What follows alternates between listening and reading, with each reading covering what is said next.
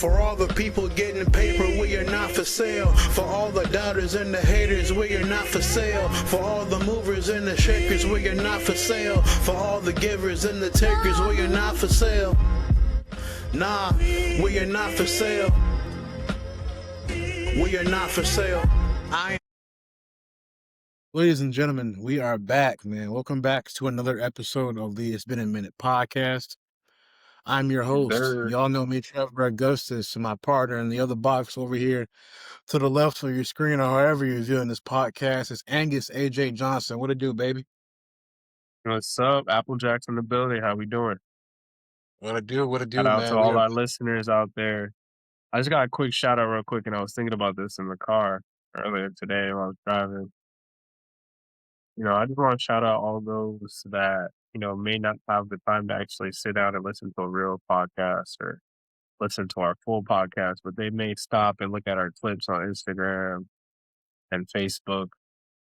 And we appreciate those ones. And we see those ones, and we see the ones that constantly like it or even leave a comment at times. And just so you know, that is the definition of being a day one. So we appreciate our day ones.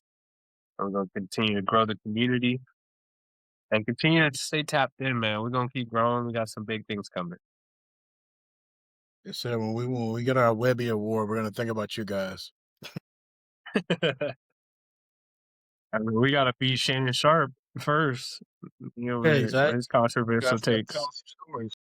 We got to start telling some stories, man. I know you was out there for a little bit. You got some stories you can tell us? Man. I got some stories, man.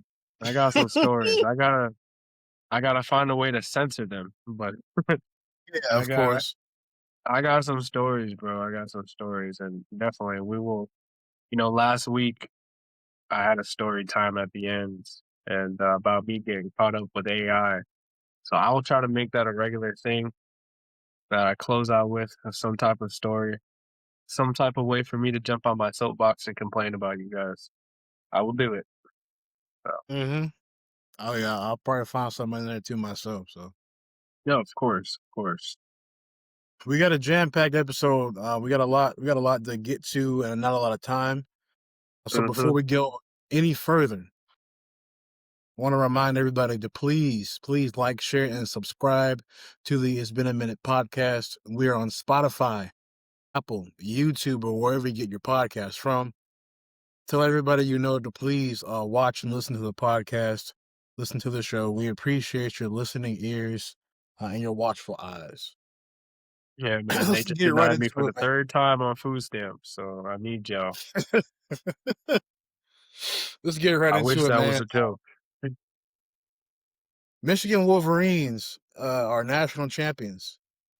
I know that go blue for this episode. I know AJ over here, he's a bona fide Michigan Wolverine fan. It was a really entertaining and really exciting NCAA tournament, as they always are. The Michigan Wolverines came out victorious last week. So, man, let's kind of give our quick thoughts about the game and what you like from what you saw from the star players and what they do to win this game. Well, first and foremost, congratulations to the men's Michigan college basketball team. For sure, man, I was really, really excited to see you guys win. And keep in mind that, we've been 4 times since 1989. And that was the first time we won. So we've had a lot of close calls. We've had a lot of great seasons, a lot of great players come through Michigan and take us through some really great March Madness, some really good Elite Eights and Final Fours and championship games, but really wasn't able to get it done. But this time around, it was a very, very entertaining game. A proven coach that showed himself again.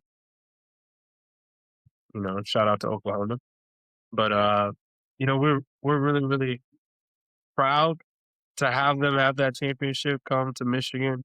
Really, really happy for those boys. And then also too, I think it kind of changes, or not necessarily changes, but it's really kind of an example of the transition of today's college sports with that transfer portal, because that is a full starting five that transferred into that team. And so, um, yeah, I mean, just to cross over to another sport, for example, you see Colorado Buffaloes. Now their squad is like it's like a pee wee football team. That the transfer portal in all sports is killing a lot of teams, a lot of cultures. However, it's also just showing the greed in college sports itself. It's wherever the money is at is where the players are going to go. It's not necessarily about that, college education and also like that college culture itself, or about representing a school and being an alma mater of that school. It's not about that anymore. It's about what school can give me the best offer or the most money within a 12-month frame that I'm going to be there because I already know I'm going to go to the league, or at least I'm leaving either way. And then for most players, I know that they're not going to make it to the NFL or the NBA. They are essentially just trying to get the most money they can until they have a real job. You know what I mean? Which I can't blame them.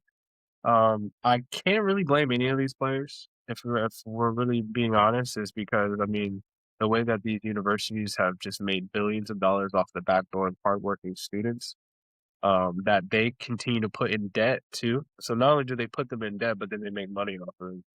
Um, three times. And we're talking about every single weekend. So the transfer portal is it's a very, very big, big, big thing to college sports. And it's really, really sad to see that the what was it, the D League kind of project, or NBA Ignite or Team Ignite kind of project kind of fail. I thought that was really going to change the projection of people entering into the league a different way. I thought it would be nice to see them go to a G League team where they're making a simple salary like Scoot uh, for um, for Portland and Jonathan Kaminga. They did that where they went to the G League NBA team and they kind of developed themselves around NBA coaches, NBA players, NBA facilities. They made decent money, like someone that's working like a minimum wage job, or someone that's working like for $40,000 to $50,000 a year. And then you can go into the draft that way. But I think ever since the transfer portal and also the NIL, that's just been all killed. And so now, fast forward years later, now we're having full on starting five teams go all the way to the championship game and win. I mean, I think that's going to be really the big story this offseason. Um, not necessarily that they deserve that win and that their defense was impeccable and that they continued to move the ball and they always made the right play and they had some really talented players and a lot of NBA ready players. It's not going to be that conversation. It's going to be the conversation of the transfer portal and the NIL changing the projection of college sports. You know, this game was very, very interesting. Just as some quick stats here. The star leading scorer Elliot Cadeau, he was 5-11 from the field, 104 from three. This game wasn't really one outside the 3-point line. It was more so one inside the paint. I don't think anybody except maybe Cadeau hit, or McKinney. He's on the bench. He only hit like one 3-pointer the entire game. Yeah. I think Lindenberg had what, 13 points off 4 of 13 from the field. Johnson had 12 points and he was 5 of 7 from the field.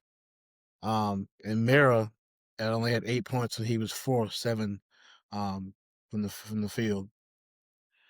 So I think it just goes to show, and I'll get to the NIL stuff later, but I think that, watching this game, it just goes to show too that old basketball still is an effective way to win. I think UConn they played a good game. This game really came down to the wire, and Yeah. it just goes to show that sometimes you don't have to necessarily win the game from the 3-point line. There's other ways that you can win. I think, unfortunately, when we talk about the way Steph Curry has changed the game, Now it's like if you can't shoot a 3-pointer, and I don't have a problem with it, but because the whole entire sport of basketball is like this now, where you have to be able to shoot the basketball. Mhm. But it was a little refreshing to see a team get a win based on cold hard, just grit and toughness. They only won the game by like 6 points, 69-63. Yeah. So that was kind of my whole thing. Now, as far as the go ahead. No, I was just gonna mention briefly that UConn was well coached throughout the whole tournament as well. Yeah, So yeah, they were a team that was known for fighting back and making plays in the last second, including the buzzer beater from a few games before, or a game before. So, yeah. yeah, it was a really, really close game. As far as the NIL thing, listen, we are in a state, and not just in basketball, obviously, but in collegiate sports, period, where the players now have the monopoly, and we see certain older coaches like a Nick Saban, who doesn't want to admit it outwardly, but that's one of the main reasons why he said, "Forget it, I'm not doing this no more."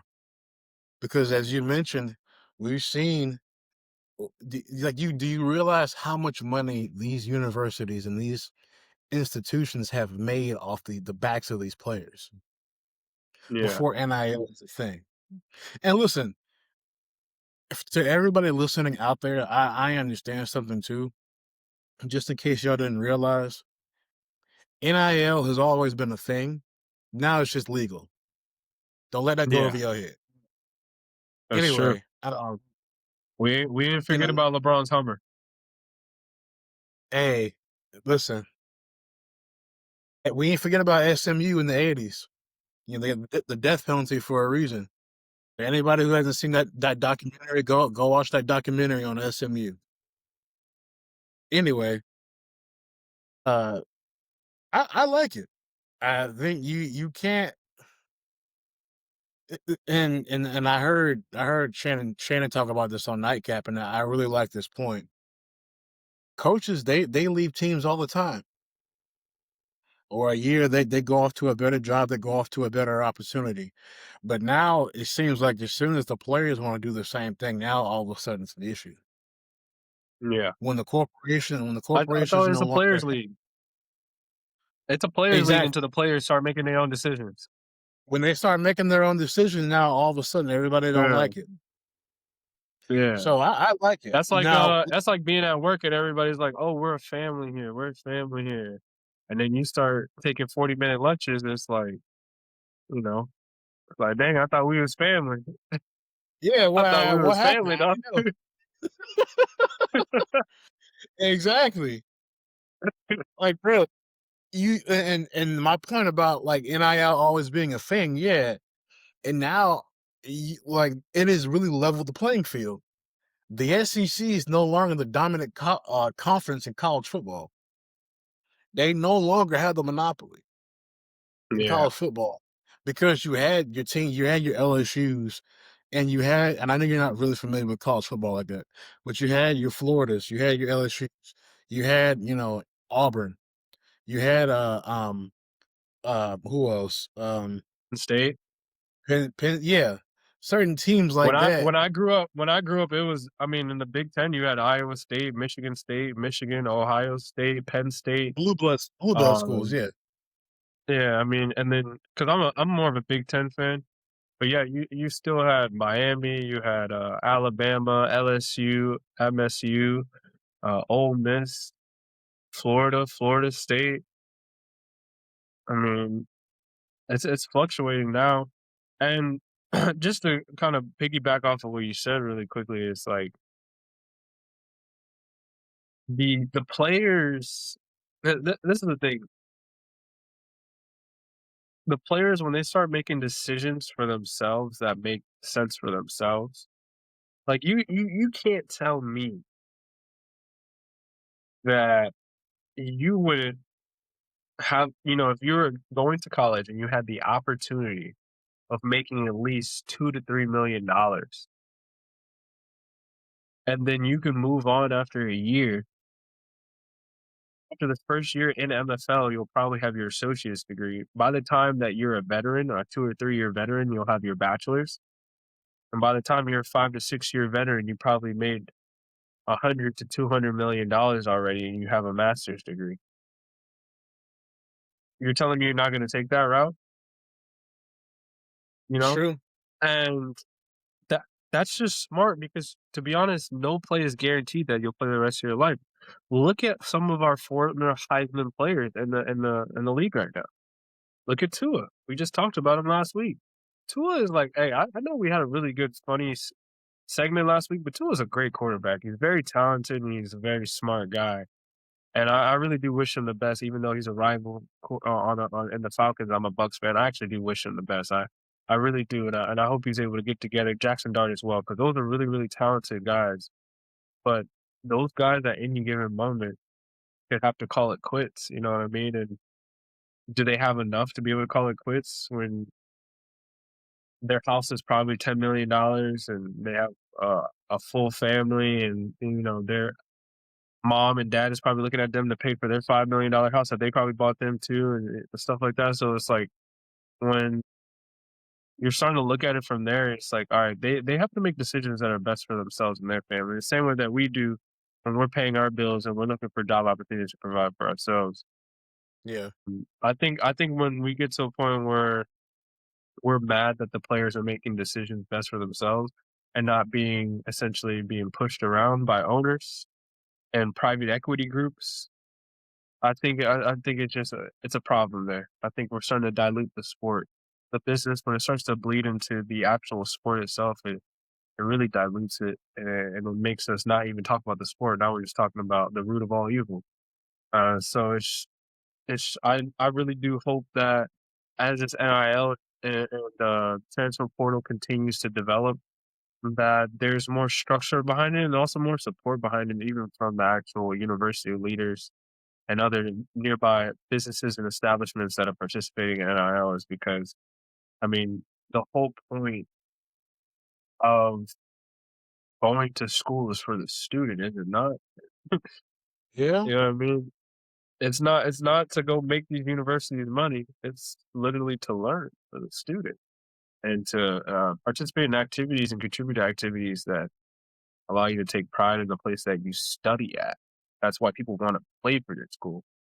You know what I mean? Most of the people on a team already have an understanding they're not making it professionally. They just want to play for the school.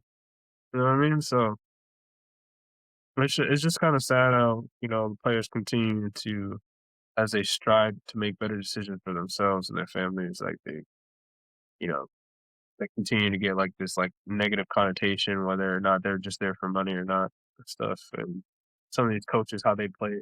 Mind you, these coaches for college universities are getting paid like 2, 3, 6, 5, 10, $20 million, and they get fired in a year and they go to the next school that pays them the same thing.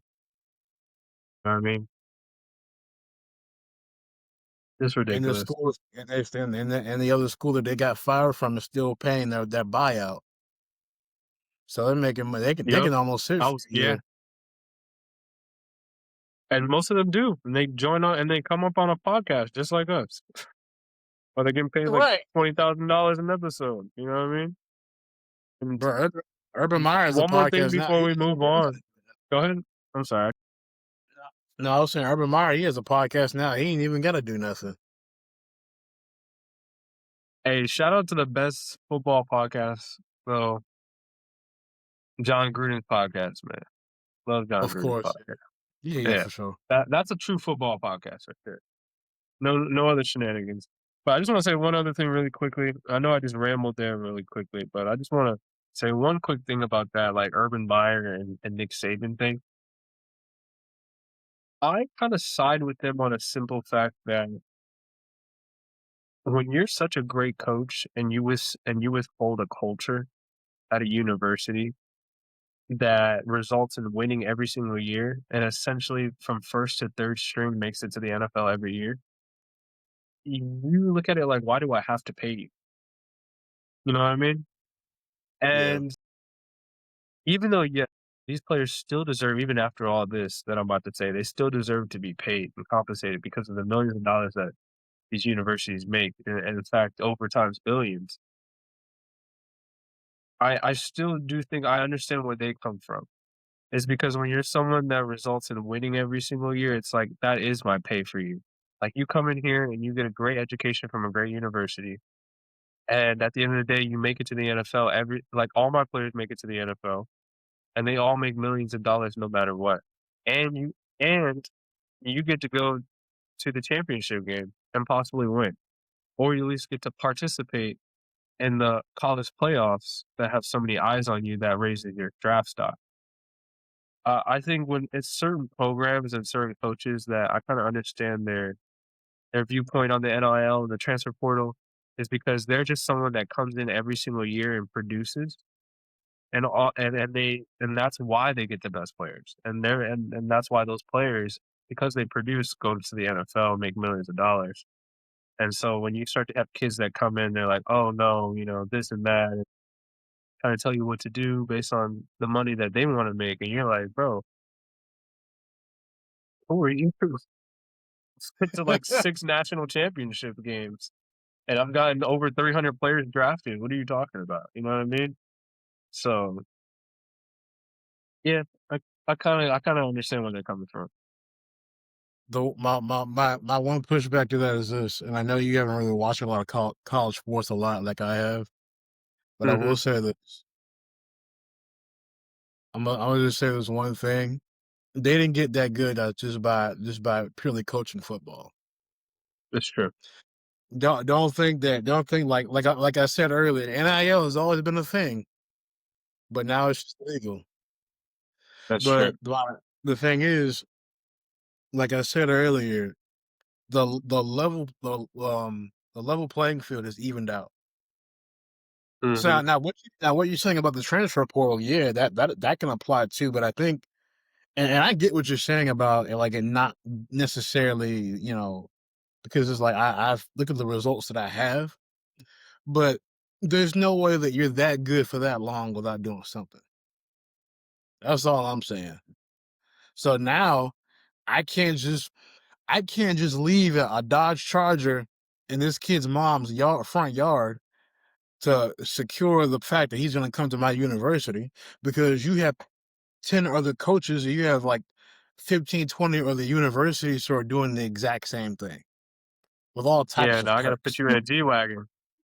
Exactly. Now I got to put you in a G Wagon and a Lambo. Like, what's next? And a Tesla? Like, Yeah. where does it end? Like, that's what I'm saying. Like, you can no longer just, you can't just buy grandma a refrigerator and get her a new refrigerator or a new washing machine to be able to secure that kid and make sure he's coming to your university. Now you have other schools doing this. Yeah. That's the biggest reason, like, why it's like. And then I think as soon as they realize, like, they no longer have the monopoly, they were like, yeah, that's a wrap. That's a wrap.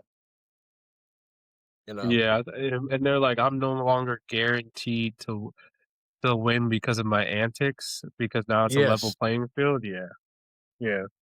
And then, mind you, at the same time, we got, you know, Jim Harbaugh. I think it's Jim Harbaugh. He goes and gets Connor Stallion. Yeah. Exactly.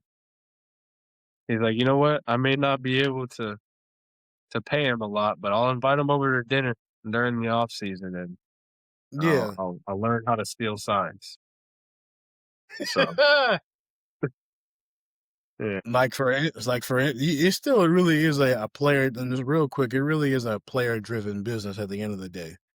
Like with yeah, John, like with John Summerall, he's our new coach at UF, and the amount of work that he had to do, even when he was still at his previous school, he basically was wearing two hats, because all the star players that we had last year, he had to like come in as soon as the playoffs were over.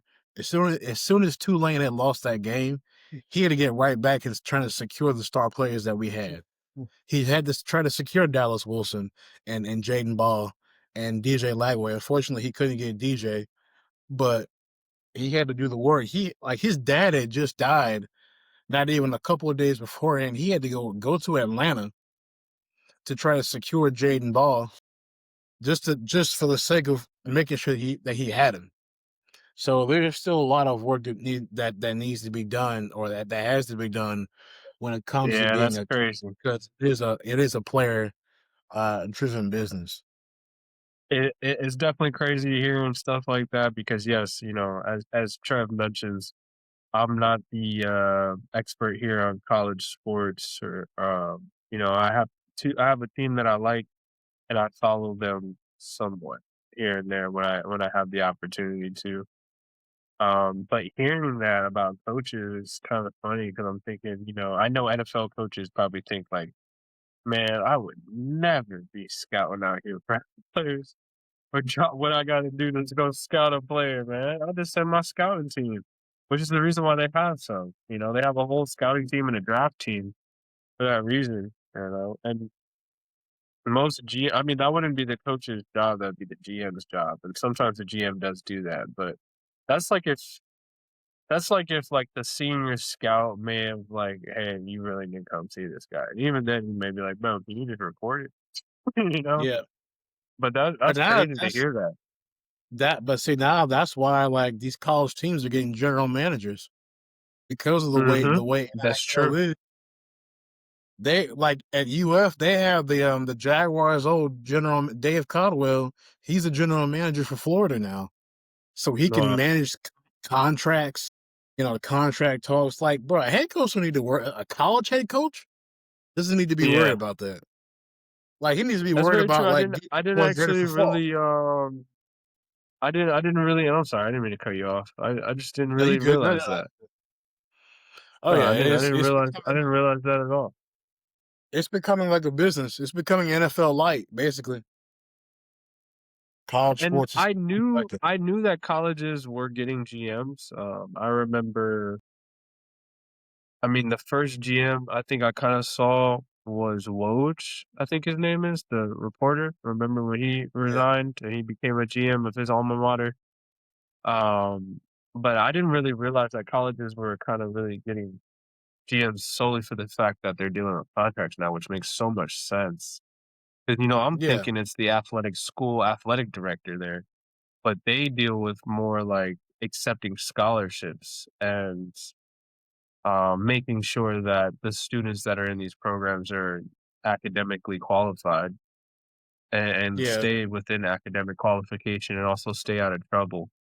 Um, you know, and maybe if they're usually the ones that are like drug testing you and stuff like that too, if there's any type of suspicion or random drug testing. But that makes so much more sense that they would go out and get an actual general manager to actually handle these contracts. It's so interesting. I like hearing new stuff like that. because there's a turnaround. There is a turnaround like every year after every season, because just like the NFL, it's the transfer portal is basically what free agency is now in the NFL, where these kids are leaving the school and they have to what do you call it? On our post and let us know what you want to hear us talk about. And if it is appropriate, we will try our best to put it in the next program for the next episode. So keep that in mind. We're not just going to talk about what we want to talk about. We want to talk about what the community wants to talk about. It looks like we got Trev. We're back up and running. Can you hear me? Mic check 3, 1, 2, You hear 3. me? I don't know what the heck happened. It just I don't man-made. I don't know.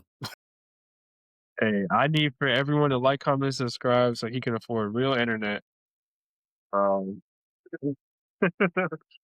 I need for people to continue to support us, man, because he on that dial up and he done ran out. He had to pay for 30 more minutes. Listen, at least I got past 5 minutes. I'm like you. Yeah, you're right. Once I log off, this thing don't log me back on, man. It take 24 hours. I gotta send in a request to the help Listen, desk. you can't get no more Wi-Fi. You log. You're like, man, that's it. Yeah, Use up all your data. that's not bad.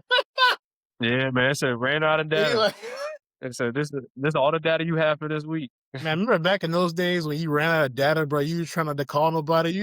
Bro. Oh, I was like, hey man, hey man, I'll talk to you next month. Right. Like, Yeah, you send like 2 text messages like a week because that's all you could afford. yeah, man. Hey, and don't let you like somebody too. Yeah, You tell your homeboy, hey man, hey, you got something to tell me? You gotta tell me right now hey, because I'm using all my minutes for sure. hey, tell me like in 2 minutes, bro. You gotta make it quick, bro. I ain't got no more minutes left. Hurry up, you got 20 seconds so I can leave her a minute 40. Yeah. But we were talking.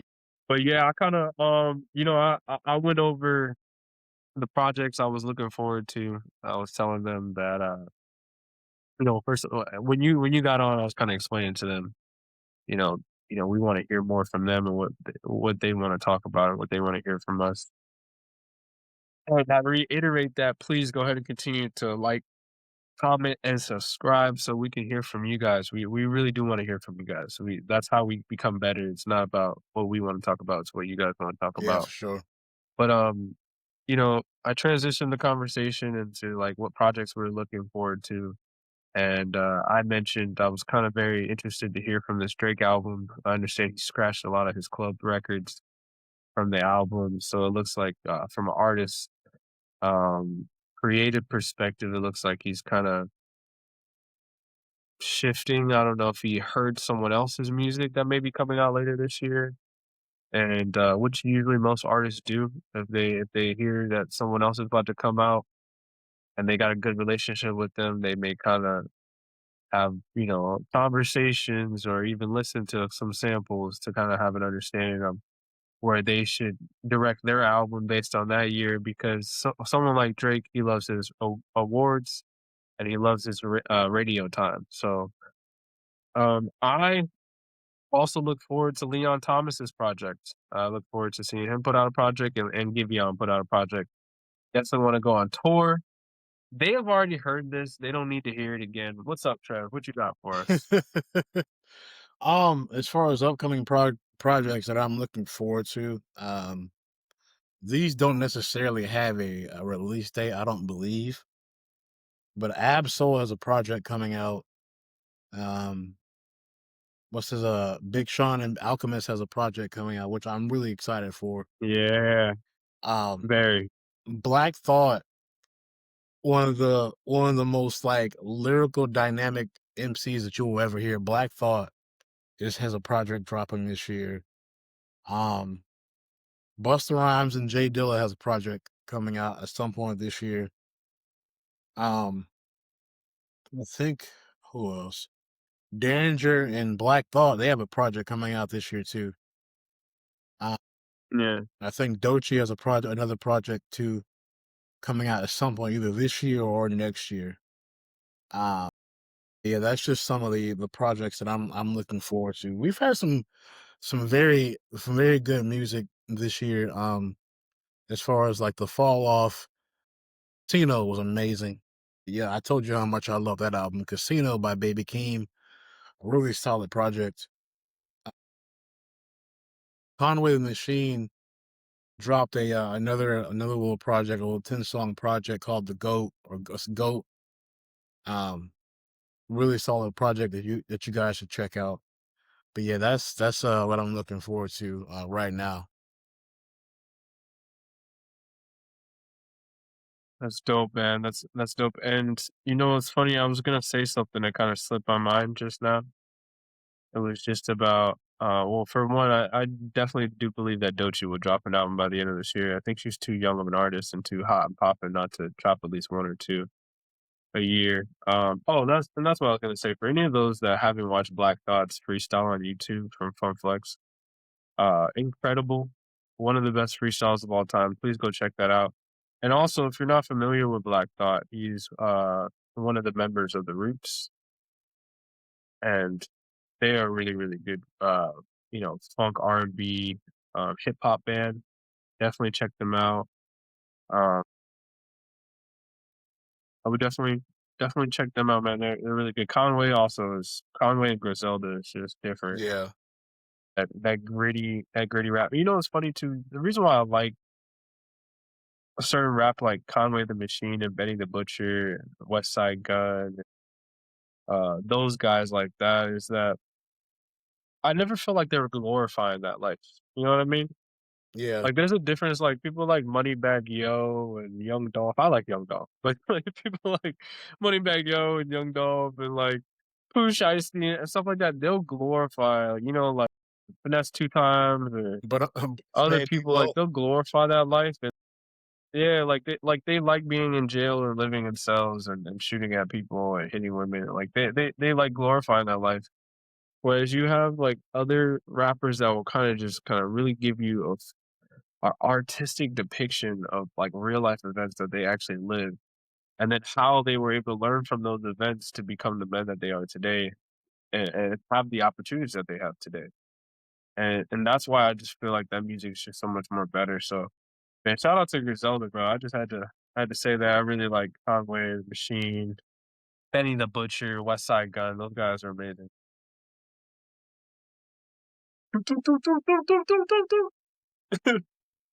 It's funny, we made a sound effect at the same time. It's like that was the only thing that came in our heads. oh man. West Side Gun, man. If you know, you know, man. If you know, you know.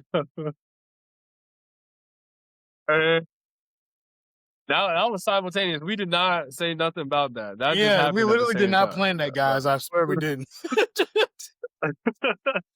If you know, you If know, you man. know. That's all I gotta say. Hey, yo. Yeah. Yo, he talks so buttery though. I ain't gonna lie. That's like if you knew anybody from New York, or if you was to think of someone from New York, that's who you would think. Like that's the type of voice you think in your head. Yeah. And what's crazy about like Griselda is like they're not even from the 5 boroughs. Like they're not. No, they're from Buffalo. They're from Buffalo. That's what's even crazier. And I feel like they don't get the respect that they deserve because of that. Sometimes they're not like Of course. 5 boroughs. Yeah. And some people. It's the same reason why Wu-Tang didn't get respect. Yeah. Because they're from Long Island. That's true. Which is crazy to me, but anyway. Yeah. Let's bring this back to sports a little bit. I don't know how much you were paying attention to the Bleacher Report's top 10 about the most overrated players this season. We don't have to spend too much time on this. But Bleacher Report strikes again, guys. The 10 most overrated players this season. Number 1 is Brandon Ingram. Norman Powell comes in at number 2. Paolo Banchero at number 3. Dylan Brooks comes in at number 4. Domantas Sabonis comes in at number 5. Draymond Green at number 6. Jonathan Kuminga, 7. John Morant comes in at number 8. Kyle Kuzma at number 9, and Jaylen Brown at number 10. Good boy. You attack this first. So when I first saw the list, I was like, "Oh, this is not that bad." There's actually a couple plays on here that I'm like, "Oh, okay." I would change that, but it's Bleacher Report, and I was like, "But this is not that bad." Then I looked at the word. I said, "Wait, overrated." I was like, "Wait, what?" I was like, "What are you?" I was like, "Wait, what?" This is like Brandon Ingram. I guess they're talking about this. That pissed me off. I think they're talking about this season though. But still, that's what I'm saying. Yeah. And I was like, out of all seasons to be coming for Brandon Ingram, like not this season, not this one. Dylan Brooks this season? You want to come for Dylan Brooks this season when he's actually stepped into his bag because he has a coach that allows him to do so now? We actually get to see Dylan Brooks' bag. Are we kidding me? Well, you know what got me is Jaylen Brown. This man has been carrying Boston for the entire season. He is literally a part of the MVP race. He's one of the candidates. And you know what's crazy? Jaylen Brown will probably win for the simple fact that he's one of the candidates that's actually played enough games. Listen. He don't... Bro, Banchero has no help. Banchero has no help. Banchero's also been hurt. He's also been hurt. Banchero's been hurt. Every single time Banchero is healthy, people are like they talk literally like he could be the next LeBron or he could be this or that because that's the way he plays, and it's like, bro, Sabonis, he's not underrated at all. He could be dirty sometimes, but he's actually really good. Yeah. There's two people on this. There's two people on this list that are underrated, and I don't think that they should be that high. If you're gonna put underrated, I put them like I'll put definitely putting Kyle Kuzma top 10. I'll keep that top 10 overrated. I agree with that. Jonathan Kuminga, to me, I think he's overrated. As a Warriors fan, everyone raved about him, wanted him. Yeah, he Doesn't have IQ. He's athletic. He can run up and down, but he can't sacrifice for the system, and he doesn't know how to play in a system unless it's revolved around him being high flying. yeah. That is not a high IQ player. That is someone that can only work on one or two different type of teams or work with only a few different type of plays. That's overrated to me, and he's in his 5th season. So I'll give you Jonathan Kuminga and Kyle Kuzma. John Morant, I don't think is overrated at all. I think he's someone that just I think he's actually someone. He has mental issues. I think but mental issues to the point where when you carry so much pride and ego, people don't like to equate that for mental issues. They just like to equate it for, he's naive, he's young and immature and stuff like that. I just think that the man really has mental issues and he really thinks he's that. And he just can't stop. And now he's just one of those people that just, when he's told he's doing wrong, he's like, nah, I make so much money, I do this, and that. This, I'm him. Does he Wasn't he the one that said I'm him? does he have anybody telling him he's doing wrong? Does he? No, because his father's on the sideline doing the same thing. I'm glad you get to my point. So it's like that's why I don't say he's overrated because I think John Morant is one of the great point guards in our league. I just think that he's wasted talent. That's what he is. He's wasted talent. And so I don't know. Norman Powell is a very good piece. I can see him being overrated, but not too. Probably like 20th in the league. Yeah. I mean, nah, and Draymond Green, people will never understand his role on the team. And the thing about it is he has some plays in history that listen, whenever I get the time, I will go on my soapbox about Draymond Green. I really will. I think he's gotten a bad rap his whole career, and I will sit there and go to bat and argue for him about the kicks too. I don't think that those were malicious or intentional at all. People like to say it was. I don't think it was. I think. And Go ahead. no, I'm just saying. Like I just think he continues to get a bad rap, and any little thing he does now, or even when he does step out of line and do outrageous stuff like punching Jordan Poole or choking Rudy Gobert, that's what he makes. I didn't go lie. Listen, just for the mere fact that it was Rudy Gobert, I was crying laughing. Just for the fact that it was Rudy Gobert. Why is it always the French? That's what I said to myself. Why is it always the French? Like, that's what you get for walking up to that microphone in 2020. I don't COVID. That was so stupid. Whole league got shut down. But I think, Draymond does get a bad rap, sort of. I think I don't want to call him a dirty player, but I think Draymond is one of those guys that when he's on your team, you want him on your team. If he's not on your team, then nobody likes him. You know what I'm saying? Yep. I think anybody else would kill to have somebody like him, on their team as having that veteran presence, having a championship pedigree, having championship experience, going up against, some of the best. Do I think maybe he gets a little talk about Sabonis getting dirty? Do I think he can get a little dirty sometimes? Yeah. Me personally, as a man, you're not gonna kick me in my chest, and you're not gonna kick me in my nuts, just for the sake of me and you gonna be rolling around on the floor. But that's besides the point. Hey, all I'm saying is when Draymond had to step down, he literally had nowhere to go. And when he was holding his foot down, obviously if you hold my foot down, I'm gonna step into you a little bit too. Because mind you, I have to get grip for me to step up and keep walking. And then two, the man. All I'm saying is, if Draymond would have actually tripped and had to catch his fall and broke his wrist or sprained or broke his patella tendon, it would have been a different story. But it was the simple fact that he went like this, and everybody's like, "Oh, he stepped on a man's chest."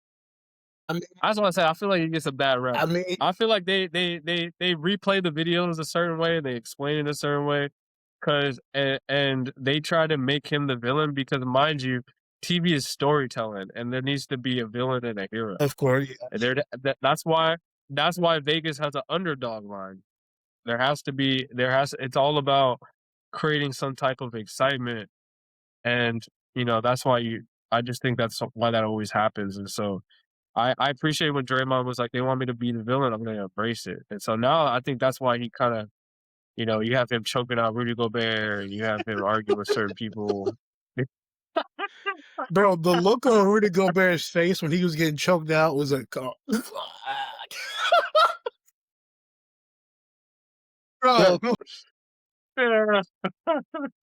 Hey, Rudy, I'm sorry, man. You got crossed up by Steph and put in a spin cycle, and you got choked out by Draymond was Green. so funny. Mind you, I want to remind the public and the listening ears here that Rudy Gobert is 7'2", and Draymond Green is 6'7". Also, what made that so funny too is that, like, Rudy, if you look at what happened, Rudy was trying to stop the fight. Draymond said, "Nah." No, we fighting today. Rudy Gobert, bro, he was literally trying to stop the fight. Oh, he's trying to break everybody up. Draymond comes up behind him. Hey, what's that scene? Hey, what's that scene in Baby Boy? Go ahead, call your mama. Go call your mama. Yeah, just let it out. Just let it out. That's what I felt. I felt he was whispering in his ear. He's just like, just let it happen. Just let it happen. Don't fight it. Just let it happen. Don't fight. Just stop fighting. Night. Just stop fighting. Night. Don't fight. Not like this. Oh man. There's 100,000 people watching. Right. You know what I mean? Just go to sleep. Hey, Draymond. You know, it's funny because a lot of people speak about Draymond being a really great person and a different person outside the court. And I see that in his podcast. I see that when he's commentating or not commentating, but when he's a sports journalist on TNT, I believe he's a part of the TNT B squad, actually. Yeah. Or the C squad or something like that. And, also seeing a different side of him with that prank by Anthony Davis and LeBron James the other day. I thought that was a really great video. Yeah. And I actually like seeing Anthony Davis do stuff like that. Good for him, man. Yeah. And I thought it was pretty good to see Draymond Green's side like that. And also, it's cool to see rivals and players that we like to hate because we like a certain player actually out in the open and act like that. Because we're like, it makes us think like, man, we don't even know these guys. We over here like sitting here and argue about people that, and behind their closed doors, they're actually good friends. You know what I mean? So just seeing that side of Draymond Green, it made me think. And Stephen A. Smith has said many times that like Draymond Green is actually a really kind, gentleman, smart, respectful person, and he's not the same person he is on the court as he is off the court. But when you know stuff like that, it's like it actually makes me think like, dang, like when he really is on the court, he switches and he turns into this persona. And it's just like if you're his teammates, you should not only encourage that persona and that persona switch, but you should also follow behind it as he's your leader, as your 4-time champion.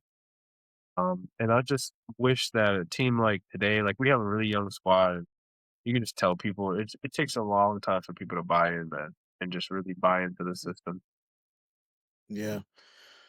What was I gonna say?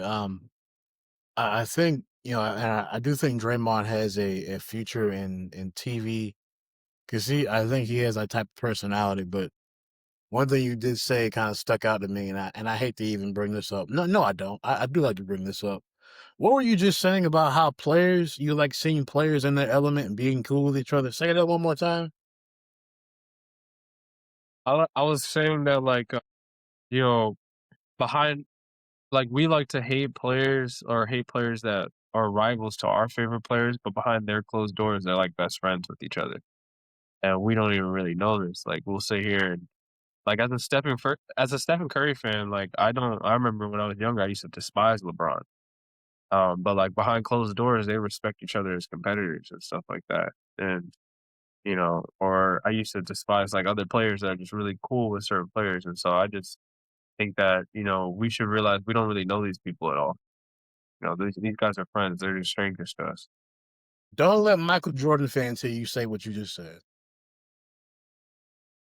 Because, according to MJ and MJ fans, you have to hate everybody because, he hated everybody. He didn't respect nobody on the court.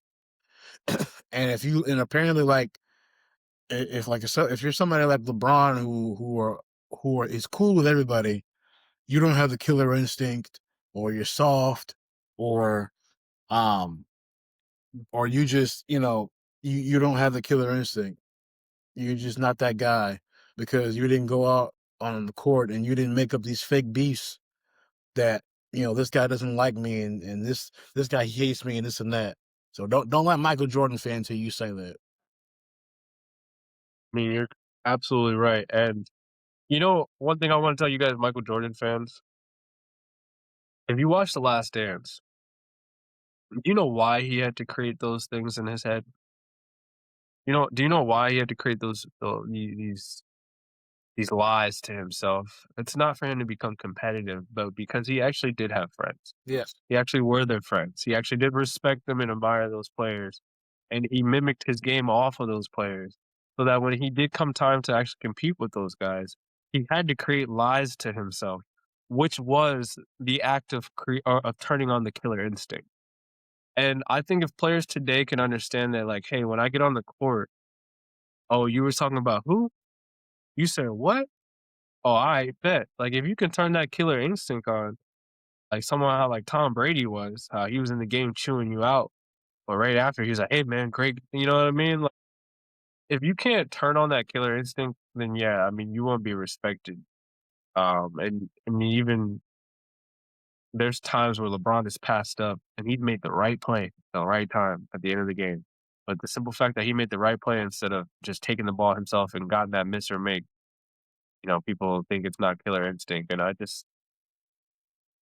I think people kind of like really define killer instinct in their own way, but I really do think it's just the act of turning on your competitive nature despite who you're going against. Michael Jordan did that very, very well, but I think people miss the simple fact it's not because he was crazy or psychotic, but it was a simple fact because he actually did like his peers. Yeah. He actually respected his Yes. peers. Mimic he liked to mimic his peers respected him. You know what I mean? It is more than okay to be okay with your peers and the people in the league. Like, I don't know where we've gotten to where sports are today. Like, where if you show any amount of respect to your opponent outwardly, all of a sudden you're labeled soft and you don't have a killer instinct and like Yeah. everybody can't be Kobe. Where it's like Kobe didn't like nobody. And man, Kobe didn't Yeah. like nobody. Everybody can't be like that. Like, it looks like like you said, the killer instinct looks different on different people. Yeah. It certainly does. It certainly does. And I do want to shout out one person I think that does it the right way. Someone that doesn't do it in a way where he puts other players down. He actually always takes the opportunity to commend that person, but he still stands on his own stance, and that's Giannis Antetokounmpo. Giannis doesn't hang out with anybody. Jokic does the same thing. He don't be hanging out with nobody. He's not trying to work out with you in the off season. He's not trying to. He's not trying to go on vacation with you and your family. You are his competitor. You are his rival. He is trying to hurt you when he has an opportunity to do so. And I think that's an appropriate type of, so it is cool seeing some of our rivals get together in the off season and they're together in Cabo together or whatnot. Or it is cool to see them on a podcast keying with each other. You're like, oh, I thought these guys don't. No, it's cool seeing that. Yeah, because it's human. You know what I mean? Yeah. And the human in us enjoys seeing human behavior. But like, if we're talking about from a competitive standpoint, I think if more people kind of did it where like Giannis did it, Yeah. or even Damian Lillard, um, shoot, we can say Stephen Curry. I mean, Stephen Curry could have been left the Golden State Warriors already. Yeah. Am I wrong? You know, he could have been left Golden State already and joined up with anybody. He's staying right there. And so I think there's a couple players that do it right. And there's also like people like Giannis and Steph when asked about playing with certain players. Oh, it would be really nice if that player they're really, really talented, yeah, yeah, but other than that, I'm with my teammates right now and we're trying to do this, you know what I mean? Yeah. So you just kinda keep it professional. Other than that, the majority of the league is literally going to fashion week together in tight leather skinny jeans, so it looks like they share together, dude. It's freaking ridiculous. Yeah. Um, Darren McClain is sharing his nail polish. He's sharing his girlfriend's nail polish with everybody in the you're league. right. I ain't say you gotta do all Jesus that. Christ. I'm just saying, like, it's okay for people to be friends with each other. Because some of these Jordan disciples think that you can't even like or respect somebody. And it's crazy. It's ridiculous. Pro Football Stuff recently on Instagram recently dropped a list of the top 20 wide receivers of all time. And I'll put the list up in post, but I'm gonna read this off. Number 1, Jerry Rice, no surprise there. Number 2, Randy Moss. Terrell Owens coming in at number 3. Calvin Johnson coming in at number 4, Megatron. Number 5 is Marvin Harrison. Number 6 is Larry Fitzgerald. Number 7, Antonio Brown. Steve Largent coming in at number 8. Chris Carter coming in at number 9. Julio at number 10. Reggie Wayne coming in at number 11. Andre Johnson coming in at number 12. Isaac Bruce, number 13. Tim Brown, number 14. Don Hudson, number 15. Michael Irvin, 16. Art Monk at 17. James Lofton at 18. And Mike Evans at 19. Steve Smith Sr. at 20. Quick thoughts. What do you think about this little switch? Be really, really quick and easy. The only thing I think that I think this list is really great. Um, you could obviously for certain people you can play around with certain numbers and move people, but I think they got the 20 right. I do think that they got the 20 right. Yeah.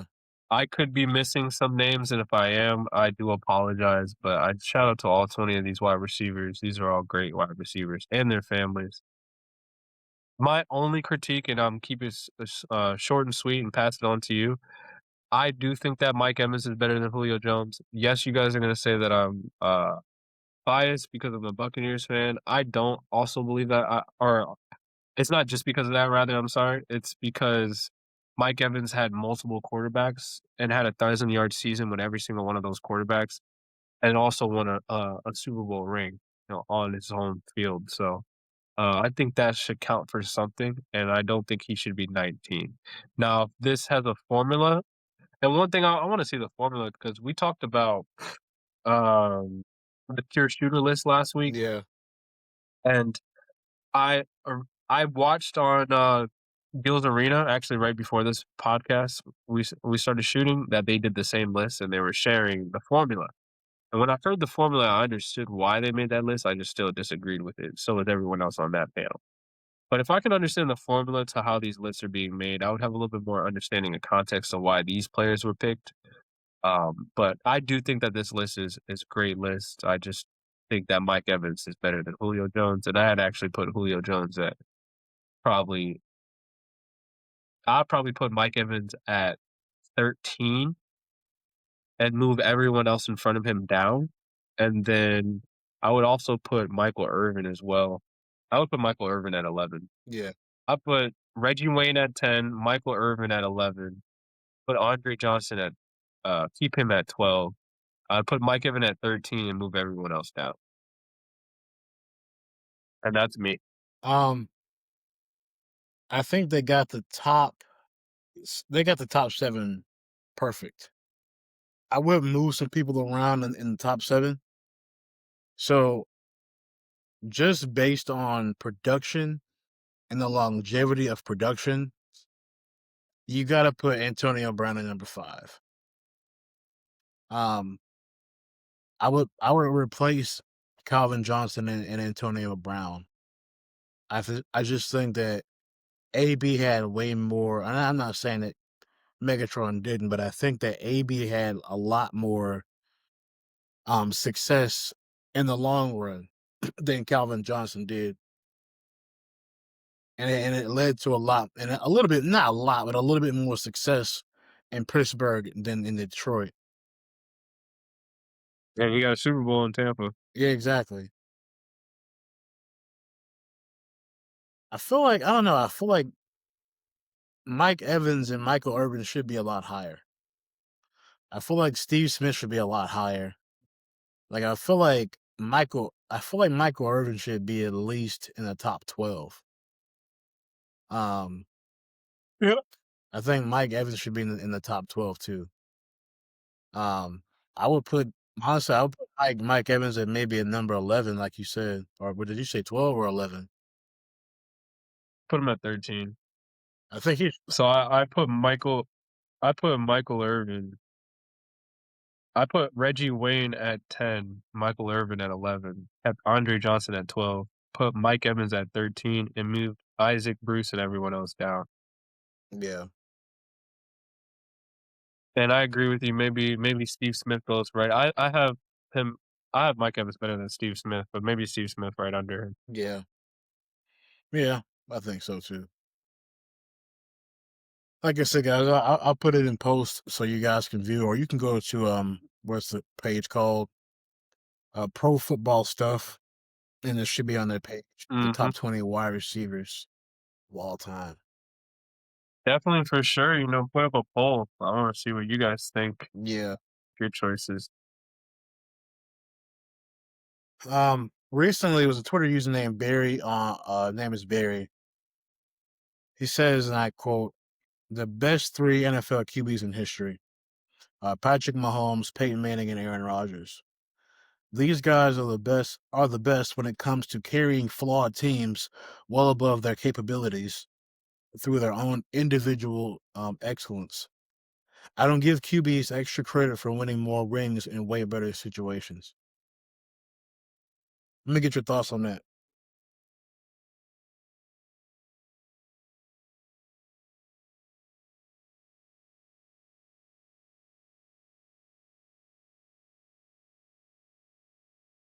Don't give quarterbacks extra credit for winning more rings in way better situations. So I'm trying to understand why Peyton Manning's on the list. That's what I was thinking, but Yeah, I guess whatever that sounds to make your point, right? Yeah. Sounds cool to make your point. Like, does he not remember that Von Miller was on that team? Does he not? Like, what are we talking about? Remember they had Marvin Harrison and Reggie Wayne and Edwin James and Joseph Adai and Jeff Saturday? Cody Dungy? Yeah. Yeah, like, oh my goodness. Okay. Okay. Aaron Rodgers. I mean, are we talking about the team that he was handed over from another Hall of Fame quarterback with the Hall of Fame Do I have to defense and also Hall of Fame wide receiver? Do I have to sit there and go over all the wide receivers that Aaron Rodgers has had over his career in Green Bay? Like, this list is interesting. I can understand why Patrick Mahomes is on there. It's just, let me see.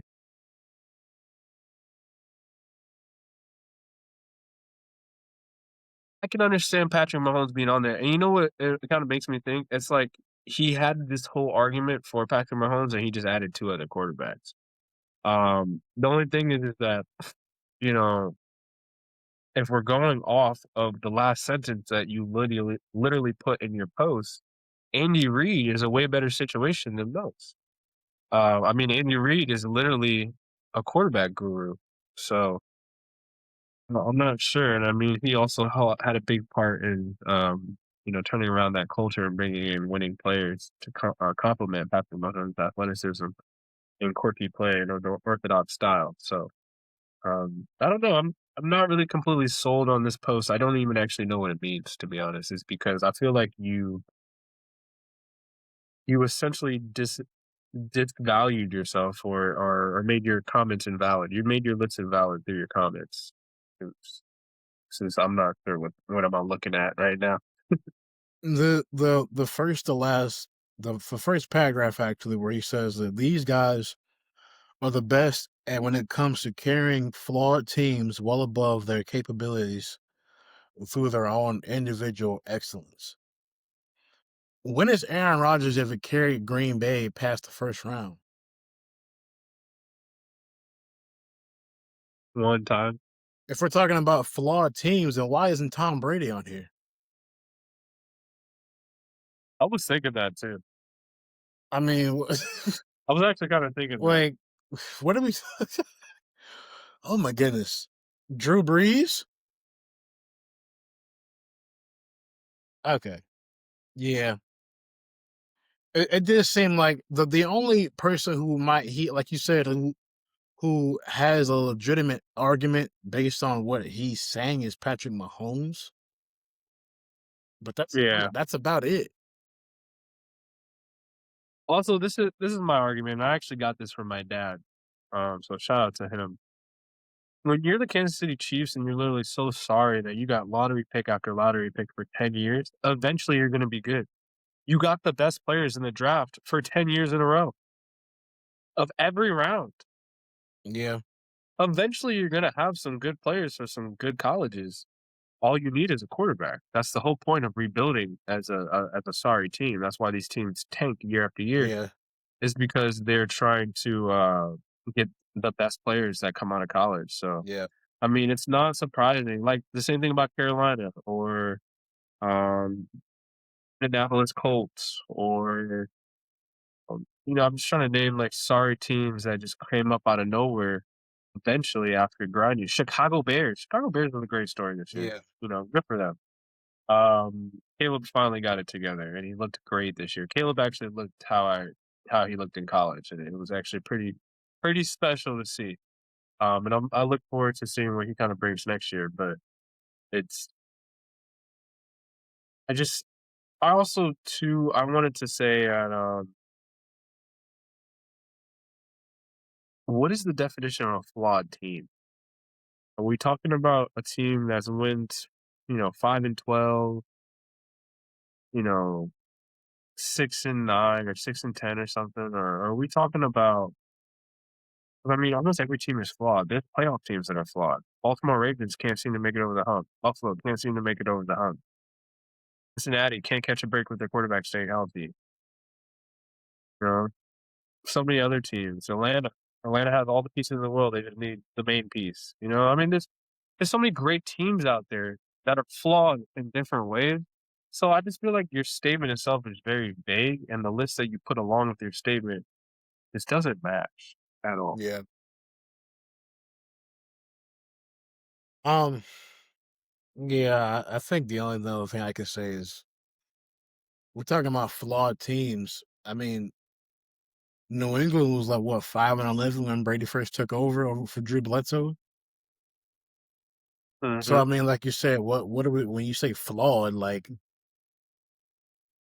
I mean, it just I don't know. I guess it's his argument is like very definitive when it's a very open ended argument because each situation is different. I mean, every situation is not the same, and every reason why this team is not where they are now is completely different. I don't know. Right? It's almost like instead of having like a formula for to get a certain amount of players, and you're like this is the thing. It's like you should have went to Chat GPT and put in quarterbacks that have excelled on flawed teams greater than their or greater flawed teams than their actual individual performance. Yeah. And then put that in the Chat GPT and let him pop out 3 names that actually made sense. It seems like he had like the post and then he had the list of names that he put it together. It just didn't match. Yeah. Yeah. I don't know. Raheem Mostert comments on Dolphins dysfunction. Raheem Mostert recently was got interviewed by a podcast and he had this to say about the Dolphins dysfunction. He says, and I quote, There were no boundaries, Mostert told the podcast host. If you got guys that are cussing coaches out on the sidelines, it's over with. But not just one time, like numerous times, or even putting their hands on a coach. Come on, that's different. Speaking on Mike McDaniel being overly accommodating, he had this to say. I just felt like it was a little bit of complacency, but then also like we were also not trying to make up for past times. I felt like there was a lack of respect just because he didn't put any emphasis on trying to demand respect. Mm. Listen, goodness gracious. This there and this is not just like in sports, this is just in life, in corporations, and the way businesses are ran. There needs to be a certain level of respect and there needs to be a certain chain of command to make sure whatever your goal you're trying to reach, you are going to reach it efficiently. You are going to reach it in the best way you possibly can. You cannot like when he said that, you had players cussing out coaches. Who, first of all, who on that team has the cachet to be going off on a coach? Like who on that team? Like I wouldn't even say Tyreek. There's nobody with a name that I could say could even halfway get away with something like that. And then from what he was saying that this happened numerous times, it's like, yeah, no wonder y'all was sucking. Like there's no respect for your coach, and unfortunately, it starts at the top. I hate to say it because we all like Mike McDaniel and we love how player friendly that he is, but I think that there needs to be a limit on that. I think that you can end up like for instance, and I know this might be an extreme case, but Bill Belichick. Bill Belichick only let you get but so close. He only let you get but so close. And you might look at that and be like, yeah, he's a jerk, he's this, he's that, but look at the amount of success that they had. Ocho Chad Johnson has told the story numerous times about when he first signed with them, and he said that there's something in the air that you can just feel about like how good they actually were and why. He said he was in the locker room one day and he was like looking around and he's like, yeah, I get it. Because you have to be able to separate the relationship that players and coaches have. And I'm not saying that players and coaches can't be cool with each other, but there needs to be a certain level of respect that's had to where that they understand the hierarchy. And like I said, that's not just with sports. That's with any job, because there's going to be decisions that need to be made that, okay, are you going to be able to make this decision? Are you going to let your emotions get in the way of certain things where you got players going off on the staff and you got players going off and fighting these coaches? And when it comes to brass tacks, when it comes down to putting the pieces together, you got what you got in Miami. You got all this dysfunction. Nah, I don't know. That's my soapbox. And you know, I completely agree with you. And we were talking about this a couple weeks ago, and this is the thing. We've talked about this organization a couple different ways, a couple different weeks on a couple different podcasts for a couple different reasons. It all goes back to Mike McDaniels and how you're managing your team, and or even coaching and demanding accountability and respect on your team. And it's not there. And this is the thing when it comes down to it. Kids want you to be relaxed. Adults want structure. Yeah. We need leadership. Yeah. Like we need someone to tell us what to do. It just is what it is. The majority of the American population wakes up every single day and gets dressed and they drive or they have someone drive them somewhere where they're told what to do every single day. That's just how we live our lives. Yeah.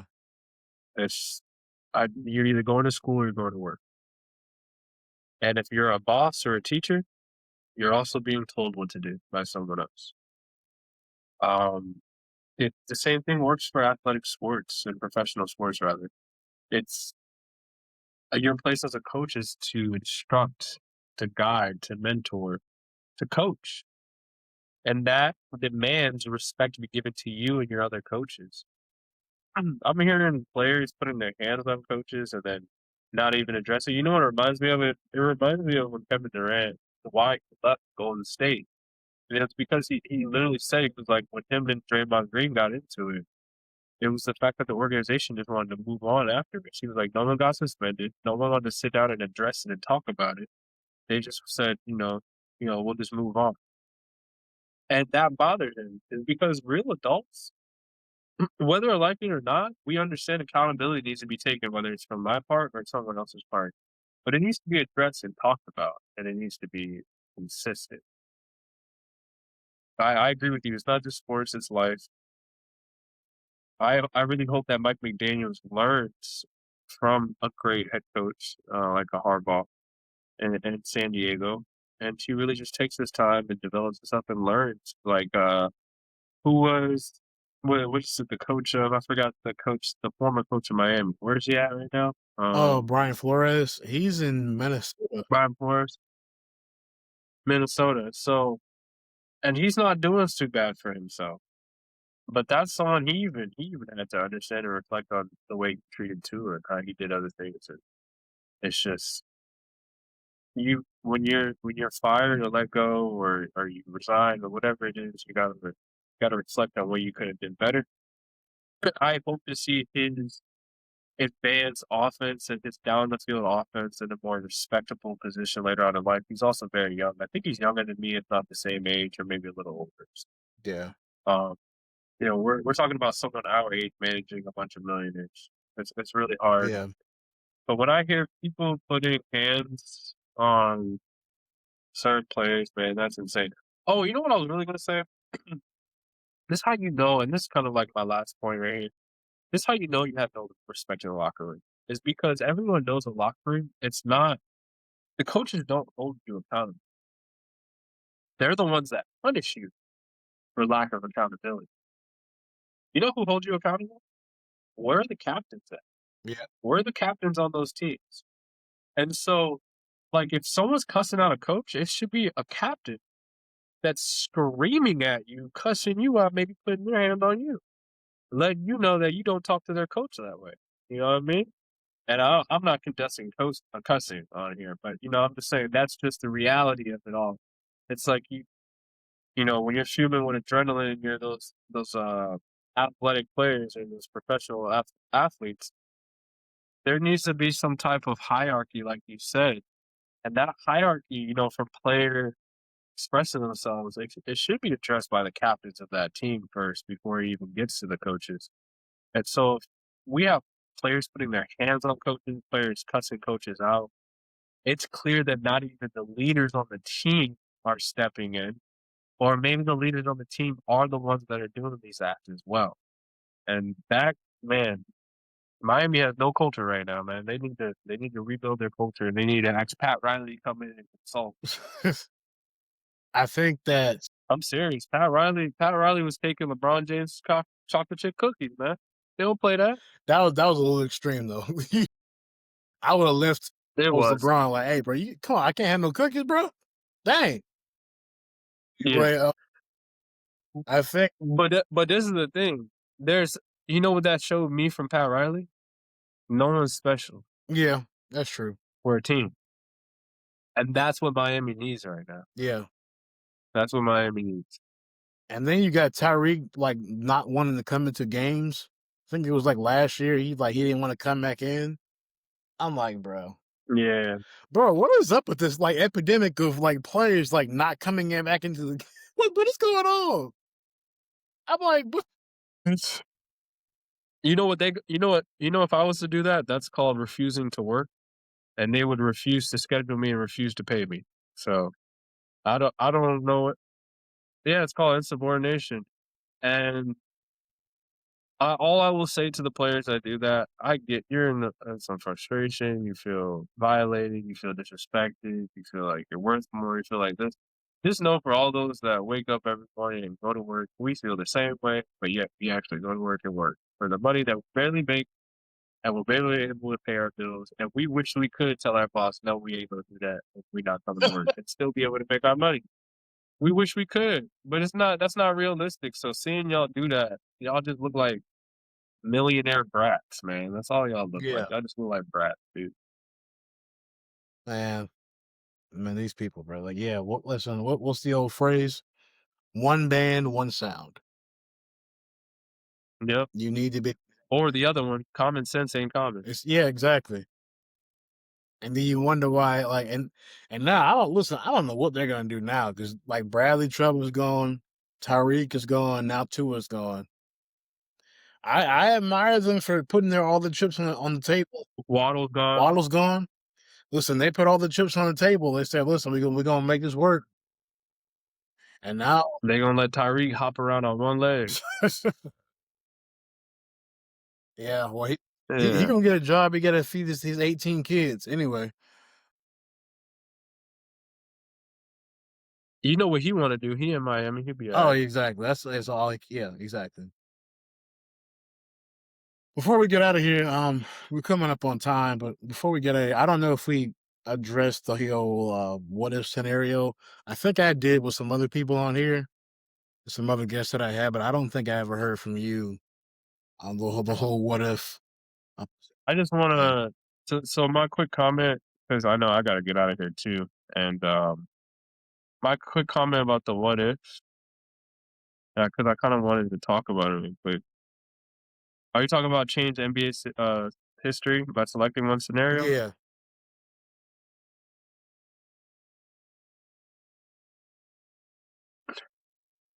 For me, it would be Derrick Rose never getting injured. yeah. Same. And I think it's just because he was even when he came back originally before he got injured again, he was really going at it with LeBron. Um, but one thing I did want to talk about is "Join the Lakers" by Chris Paul, and I just want to mention that because I think a lot of people kind of misunderstand the series of events at that time, and I love talking about NBA history and different things. So at that time, a lot of people mention like, oh, the monopoly of the league or just like how like, oh, if he never got vetoed, like why did he get vetoed? Or like they're playing favorites or they didn't want they didn't want a big three and all that stuff. And I think a lot of people kind of misunderstands what was actually going on with the team at that time. The team was up for sale. So David Stern was actually acting as the acting owner for that team just to facilitate the sale. And so when that trade was actually proposed, it was during the time he was acting owner. And he vetoed it simply because you gotta understand the value of the team during a sale is based on the assets. And one of the biggest assets which contributed to a large part of the team's worth was Chris Paul. And so you can't sell the team and then get it and while getting rid of its biggest asset at the same time. So a lot of people don't understand the business behind that, where it's not because David Stern didn't want him to go to LA with Dwight Howard. It's not because of politics or anything. It's simply just because of the simple fact that that team was under sale and his main job was to just facilitate the sale, which means he doesn't have any jurisdiction to make any other moves with any of the assets on the team. He doesn't get to go out and request trades. He doesn't get to make moves for players. He doesn't get to add work to the team. He doesn't get to devalue worth of the team. He just gets to sell the team at its current worth and value with its current assets. And so when people kind of really understand that, they realize, okay, Chris Paul was never actually going to ever go to the Lakers because of that. I just want to mention that because, every now and then I like to throw in a couple little NBA facts of that time because when you're so far removed from the actual events and you just hear the constant like noise behind it kind of becomes oversaturated with false narratives. Yes. So just wanted to say that. I did not know that though. That's you learn something new every day. Yeah. Yeah, most people. I didn't know that until I want to say maybe a year and a half ago. Yeah. So It's always interesting when you hear like the backstories of these situations and you realize that maybe everything wasn't as bad as we might think. We just as fans, we don't know. All yeah, we see is like, oh, what? But we don't actually know what happened until like later on, and it's like, oh, okay, that makes more sense. yeah. Yeah. I also think that and I just wanted to mention this really quickly before we go. Speaking of NBA history and why certain things are looked at a certain way, I I always have this really big theory about LeBron and Kobe Bryant, and so I really do think that the reason why LeBron has the most pressure on him in his career was the timing of when he came into the league. A lot of people don't realize that the same year he was drafted, you got to look at it from a month by month timeline. Kobe Bryant won 3 rings. He was on top of the world, but he gets knocked out in the first round of the playoffs by the Spurs, who actually ended up going on to win that year. But he got knocked out in the first round. So his season's over. A month later, Michael Jordan announces retirement. So Kobe Bryant's on the top of the world, but he just got knocked off in the first round. Michael Jordan, everyone loves him. He's now retired. So now everyone looking at Kobe to be the next up and coming guy. Mind you, a month before, I think it was either a month before the draft or a month after the draft of when LeBron got hired or drafted, Kobe Bryant gets Oh yeah, the accused Las for Vegas sexual thing. assault and rape. Yeah. Okay. Yeah. So we lose Michael Jordan, and then people lose respect for Kobe Bryant in one and literally a span of 1 month or a span of 2 months at the same time. One was about to flick y'all off. At the same time, LeBron James LeBron James gets, drafted, and you gotta also remind yourself, a year prior to that, NBA players were going to see LeBron James at high school, watching his games that are nationally broadcasted. And that was the first time you've seen NBA players go to a high school game, and it was also kind of very odd to see high school games nationally broadcast, not just locally broadcast, because that was kind of a regular thing, but nationally broadcast. So you could be in Wyoming watching, or you could be in Arizona watching a LeBron high school game Yeah. on national television. So you had all this hype about him. He's Sports Illustrated. He's on Sports Illustrated with the chosen one on its back. Everyone's considering this highly anticipated person that's coming in. Michael Jordan's about to retire. Kobe Bryant gets accused of rape, and he's no longer a champion at that point. It's just I think from there, LeBron was just always destined with the most pressure that you can ever hear. It's just unfortunate.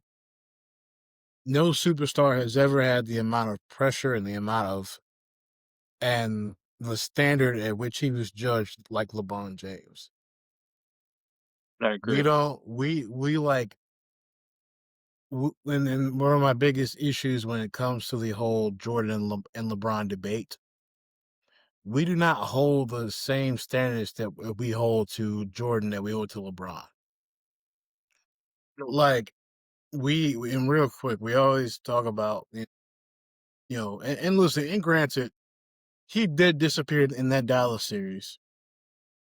He did disappear, and I admit that even as a And that was his worst series, but he admits that though. he admits Yeah, that, he admits that. but people also never want to admit. I want y'all to understand something. I want y'all to answer this question. What could have Michael Jordan have done with that 2017 Warriors team? What could have Michael Jordan have really done with that 2014 Spurs team? I want y'all to think about that. Like the standards at which we hold for LeBron, and I understand because he's so great. But if you look at basketball history and the teams that were constructed, he was going up against some of the greatest teams ever assembled. Like people will say that 2017 Warriors team is still one of maybe the greatest team ever assembled. That 2007 Spurs team, people said it was one of the greatest teams ever assembled. So, like, please, I want somebody to explain to me. So y'all gonna sit there and say Michael Jordan probably would have won that series? Michael Jordan, let's just say, because Kyrie got hurt, and I think the first time that they went. So if Rodman gets hurt, or Pippen gets hurt, is Michael Jordan winning that series? Come on, I'll answer your question. I'll answer your question. What year did Michael Jordan get drafted? 84, Mm-hmm. What year was his first ring? 92. So how many years is that he was getting beat by teams that were way better than him, that had way more than him? That's at least like what, And 12 years? and well, it was 8 years, But we, Trev went to a city school, guys. It's okay. But but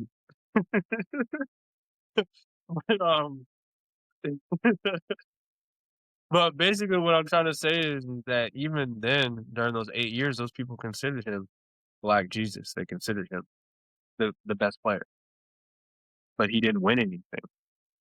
I think people they're heavily mistaken by how many Hall of Famers that Jordan actively played with and contributed somewhat to a win than LeBron. You know what I mean?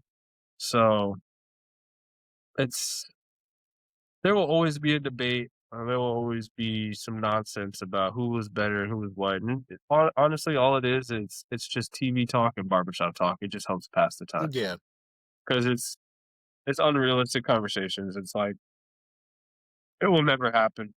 I personally hate getting into a debate myself because it's like we've seen Brady and Mahomes play each other, so we can kind of table that discussion about like who's better right now because we've seen the result of that.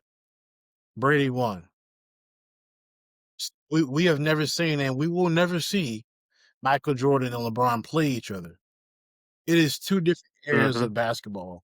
So I don't even like getting into a debate myself. My only thing is just like the standard at which we judge LeBron is just so much different, and it's really almost unfair. The standard that we hold. Well, you know, That was it. my So bad. that was it. No, I'm sorry. I was just gonna say that, like, I agree with you, and I think that the reason why it's heavily misjudged, it's because they're comparing the wrong player. My, I don't know how many times I've said this to someone, and they're like, "You know what? You're right. LeBron James is not the second coming of Michael Jordan. He's just the greatest player that we had in this era, as Michael Jordan was the greatest player of that era. The same way Kareem Abdul-Jabbar was the greatest player of his era. You know what I mean? Yeah, 3 different players. LeBron James constantly is compared to someone with a different position and a different role on his team. LeBron James is the second coming of Magic Johnson. You want to compare someone all day? Compare him to Magic Johnson left and right. You can go back and forth, him and Magic Johnson. You want to compare Michael to somebody? Compare him to Kobe Bryant. You can compare him all day, going back and forth. The same plays, everything. You got to compare people correctly for it actually to make sense. But when you want to compare greatest player of an era to another greatest player of an era, it's completely different. It's like comparing Isaiah Thomas to Stephen Curry. They're 2 different players. yeah, 2 different players, you know what I mean? One's a scoring guard, another person is like a gritty defensive pass first guard that can score whenever he wants to. So, yeah, for sure. but man, what a show. What What a a show, show. guys! Can't believe we did all that in an hour and a half. Man, Hour 40. I know. Yeah, we crammed it. We we crammed definitely it. The energy may have been a little, but you know, we crammed it. We're yeah, here. we got it, We're guys. here. That has been another episode of the It's Been a Minute podcast. I'm your host, Trevor Augustus, and my partner in crime, or however, to my left of my screen, or however you're viewing this podcast, is Angus AJ Johnson. Man, that is another one in the books. Ladies and gentlemen, peace. We will see y'all next time.